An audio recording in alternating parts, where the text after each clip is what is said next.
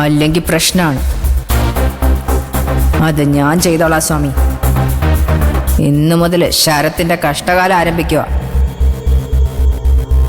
ഇതുവരെ അവൻ എനിക്കിഷ്ടമായിരുന്നു, വിശ്വാസമായിരുന്നു. ഇപ്പം മുതൽ അതങ്ങനെയല്ല. അവൻ എൻ്റെ 1-ാം നമ്പർ ശത്രുവാണ്. അവനെ വീഴ്ത്താനുള്ളത് എൻ്റെ കടമയാ. ഞാനത് ചെയ്യും. വേണം തങ്കച്ചി മേഡം, അവനെ ഒതുക്കണം. അല്ലെങ്കിൽ നമ്മളവൻ തീർക്കും.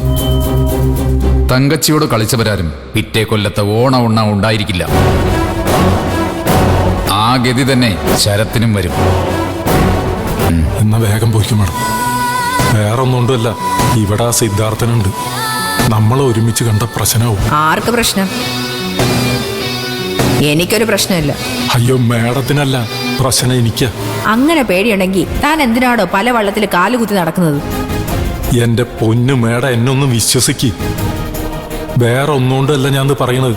അതിന് വേറെ കുറെ കാരണങ്ങളുണ്ട്. അത് വഴിയെ മേഡത്തിന് മനസ്സിലായിക്കോളൂ. എന്താ സ്വാമി? സ്വാമിക്കുണ്ടോ രഹസ്യങ്ങള്? സ്വാമി ഒരു കള്ളനാണെന്ന് പലവട്ടം എനിക്ക് തോന്നിയിട്ടുണ്ട്. അവസാനം സ്വാമി ആയിരിക്കോ എന്നെ ഞെട്ടിക്കാൻ പോകുന്നത്? അയ്യോ, ഞാനൊരു പാവ, ജീവിക്കാൻ വകയില്ലാത്ത. എന്നെ കൊണ്ടൊരു ബുദ്ധിമുട്ടും ആർക്കുണ്ടാവില്ല. ശരി, കൂടുതൽ നിന്ന് തന്റെ BP ഞാൻ കൂട്ടുന്നില്ല. എന്നാ ഞാൻ പൊക്കോളാം. പക്ഷെ പോകുന്നതിന് മുമ്പ് അവനെ എനിക്കൊന്ന് കാണണം, ആ സിദ്ധാർത്ഥനെ. അവനോട് 2 വർത്തമാനം പറഞ്ഞില്ലെങ്കിൽ എനിക്ക് സ്വസ്ഥത കിട്ടില്ല. കൈമളെ,